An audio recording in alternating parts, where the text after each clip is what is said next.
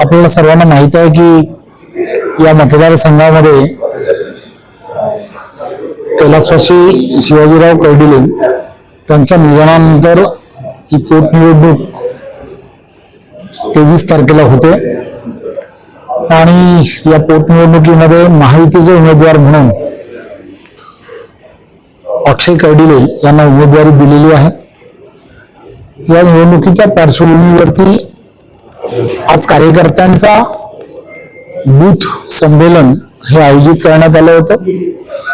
भारतीय जनता पार्टीचे कार्यकर्ते हे बूथ लेवलवरती काम करणारे कार्यकर्ते आहेत आणि त्यामुळे 23 तारखेला निवडणुकीपूर्व आता 7 दिवस राहिलेले आहेत। त्यामुळे 7 दिवसामध्ये भारतीय जनता पार्टीच्या या बूथ लेवलवरच्या प्रत्येक कार्यकर्त्यांनी कशा पद्धतीने काम करावं हे सांगण्यासाठी पालकमंत्री विखे पाटीलजी, राम शिंदेजी, मोनिकाताई, सुजय विखे पाटीलजी असतील, विक्रम पाचपुते असतील, प्रसाद लाडजी असतील, अशी सर्व इथल्या असणाऱ्या प्रमुख नेत्यांशी सर्वांशी संपर्क करतात।